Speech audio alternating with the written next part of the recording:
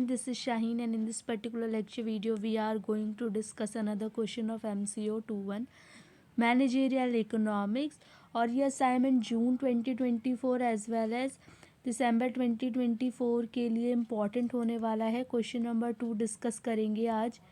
In a world of just 2 goods, अगर मान लो 2 goods होते हैं तो इनकम अपना जो पर्सन होता है वो सारा का सारा खर्चा दोनों गुड्स पे करे अगर वो इन्फीरियर हो। क्या ये पॉसिबल है या नहीं? मतलब अगर 2 ही गुड्स हैं, दोनों इन्फीरियर हैं, तो क्या सारी की सारी इनकम उन इन्फीरियर गुड्स पे हम कर सकते हैं? तो चलो इसको डिस्कस करते हैं, ठीक है। तो inferior good will see the quantity fall as income rises, जैसे जैसे इनकम बढ़ती है वैसे वैसे आपकी इन्फीरियर गुड्स की जो क्वांटिटी है वो कम होने लगती है, क्योंकि जो अच्छे इनकम वाले लोग हैं वो इन्फीरियर क्वालिटी के गुड्स नहीं खाते, घटिया क्वालिटी के गुड्स, ठीक है, चीप गुड्स नहीं खाते। तो इस वजह से आप अगर ये बोलो कि दोनों इन्फीरियर गुड्स पे सारी क्वांटिटी को इन्वेस्ट करेंगे या आप बोलो खर्च करेंगे, तो ये पॉसिबल नहीं है।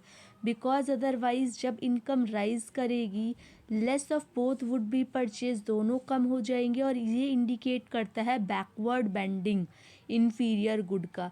बैकवर्ड बेंडिंग क्या कहता है? जैसे जैसे इनकम बढ़ती है और एक्स का कंजम्पशन बढ़ता है तो एक स्टेज ऐसी आ जाती है जहाँ पे एक्स इन्फीरियर गुड की क्वालिटी को कंज्यूम करना या इस्तेमाल करना कम कर देता है।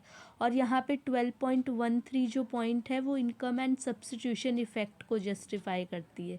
तो एक तरफ मैथमेटिकल फॉर्म इनकम इफ़ेक्ट का बता रहा है, ठीक है। ये सारे के सारे ये इम्पॉर्टेंट इन्फॉर्मेशन है, इसको आप मेंशन कर सकते हो। 12.12 का डायग्राम आप देख रहे हो जहाँ पे बेंडिंग ऑफ इन्फीरियर गुड्स दिखा रहा है। सेकंड कंडीशन भी आपको गिवन है, डेरिवेशन टाइप का एंगल कर्व यहाँ पे दिखाया है, एंजल कर्व।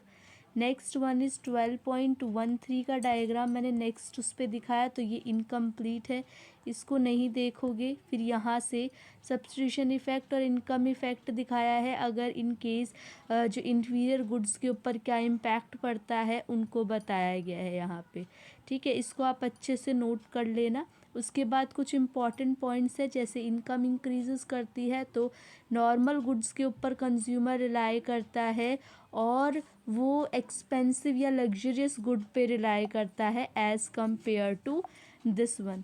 फिर कर्व को, ये जो कर्व एक कंजम्पशन कर्व दिखाता है जब इनकम राइज करती है तो उसको एंजल कर्व बोला गया है। For the Cobb Douglas utility Engel curve state होता है दोनों ओरिजिन से। सारे गुड्स इन्फीरियर नहीं हो सकते, और अगर आपको इनको डिकम्पोज करना है तो अ डिक्रीज़ इन रियल इनकम के बढ़ने से नॉर्मल गुड्स का प्राइस जो है वो डिक्रीज़ हो जाता है। Next part is explain the law of diminishing marginal return. इनको एग्जाम्पल के साथ आपको समझाना है। Law of diminishing marginal return क्या होता है? So law of diminishing marginal return क्या कहता है इसके बारे में समझेंगे और एग्जाम्पल को भी देखेंगे।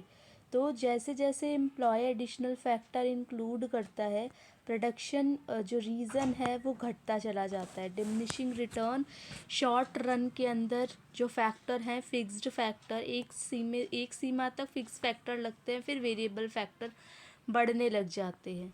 ये ऐसा क्यों होता है? क्योंकि कैपिटल तो फिक्स्ड है, एक्स्ट्रा वर्कर्स रखोगे तो उसकी वजह से एक्स्ट्रा खर्चा होगा, इंक्रीज़ इन प्रोडक्शन होगा। जैसे फॉर एग्जांपल आप ये समझो कि एक कैफ़े है, स्मॉल कैफ़े है, उसमें एक्स्ट्रा वर्कर्स हैं, तो if more workers are employed, अगर ज़्यादा वर्कर्स काम कर रहे हैं प्रोडक्शन बढ़ेगा, लेकिन धीरे धीरे वो प्रोडक्शन क्या होने लगेगा? कम होने लगेगा।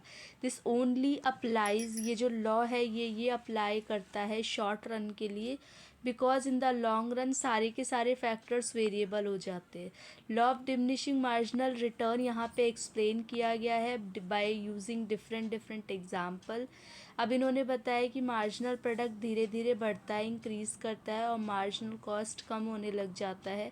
अब यहाँ पे आपका शेड्यूल दे रखा है जहाँ पे क्वांटिटी ऑफ वर्कर्स, जैसे कि पहले 1 था, फिर 2 था, फिर 3 4 5 6 7, फिर उसके बाद ये जो पार्ट है MP, ये 2 4 6 8 10 8 5 रहा, और टीपी जो रहा वो रहा 2, 6, 12, 20, 30, 38, 43 और एमसी रहा।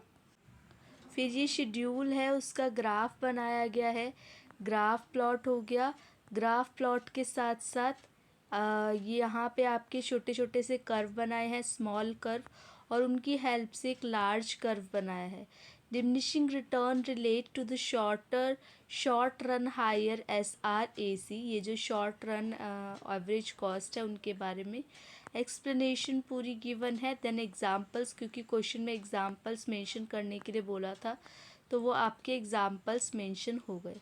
ठीक है, तो यहाँ पे ये कंप्लीट रहा आपका जो भी क्वेश्चन था उसको मैंने कंप्लीट कर दिया है। क्वेश्चन नंबर 2 में 2 पार्ट पूछे थे, दोनों को 10-10 मार्क्स में एक्सप्लेन करना था।